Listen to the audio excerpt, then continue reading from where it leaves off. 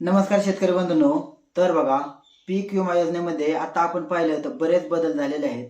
आता आपण पाहिलं तर सुधारित पीक विमा पद्धती शासनाने अंमलात आणलेल्या आहेत. आता आपण पाहिलं तर महाराष्ट्राचं जर गणित पाहिलं तर महाराष्ट्रामध्ये अतिवृष्टी असेल, महापूर असेल, याच्यामुळे बऱ्याच मोठ्या प्रमाणात शेतकऱ्यांचं नुकसान झालेलं आहे. त्याच्यामुळे खरीप हंगाम 2025चे पीक विमे हे मंजूर होण्याच्या मार्गावर आहेत. म्हणजे 100% हे मंजूरच होतील. कारण बऱ्याच मोठ्या प्रमाणात शेतकऱ्यांचं नुकसान झालेलं आहे. आता आपण पाहिलं तर मध्यंतरी केंद्रीय कृषी मंत्री शिवराज सिंह चौहान यांनी एक बोलताना अतिशय महत्त्वाचं स्टेटमेंट दिलेलं आहे. त्यांनी असं सांगितलं की एखाद्या पीक विमा कंपनीने संबंधित शेतकऱ्याचा पीक विमा पात्र असून देखील जर ती रक्कम द्यायला उशीर लावला तर उशीर करण्याच्या पुढे म्हणजे जी देय तारीख शेतकऱ्याला वेळेला द्यायला पाहिजे तिथून पुढे जर जेवढा उशीर होईल तेवढ्या रकमेला 12% व्याज हे पीक विमा कंपनीने संबंधित शेतकऱ्याला द्यायचं आहे.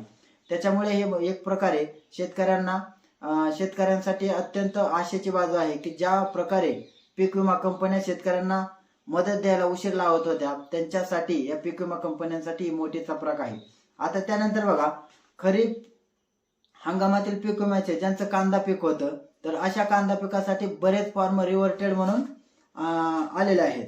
आता असे जे शेतकरी आहेत तर त्यांनी काय करायचंय की ज्यांचे फॉर्म रिव्हर्टेड म्हणून आले आहेत, काही भरताना काही जर टेक्निकल बाबीमुळे किंवा टेक्निकल त्यांचं प्रॉब्लेम असेल त्यावेळी भरताना काय शेतकऱ्यांचं काय झालेलं होतं की पावत्या निघाल्या होत्या, परंतु ज्यावेळेस ते शेतकरी स्टेटस चेक करत होते त्यावेळेस ज्या पिकाचा काही प्रॉब्लेम असेल तर ते पीक त्याच्यामध्ये दिसत नव्हतं. तर बऱ्याच शेतकऱ्यांचं कांदा हे पीक दिसत नव्हतं.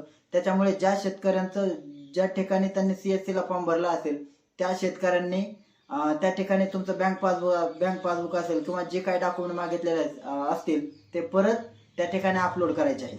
त्याच्यामुळे बघा, अशा ज्या शेतकऱ्यांचा रिव्हर्टेड फॉर्म आलेला आहे त्यांनी आपला फॉर्म परत सबमिट करून घ्यायचा आहे. त्यानंतर बघा, बऱ्याच शेतकऱ्यांनी काय केलेलं आहे, स्वतः भरलेले आहेत किंवा क्रॉप इन्शुरन्स वरून भरलेले आहेत. तर अशा शेतकऱ्यांनी काय करायचंय की जिथं तुम्हाला जर तशा प्रकारचं काय आलं असेल तर तुम्ही सुद्धा तो फॉर्म परत भरायचा आहे. आणि समजा जर काय नाही समजलं तर बघा, स्क्रीनवर आपण नंबर दिलेला आहे 14 447 म्हणजे 14447.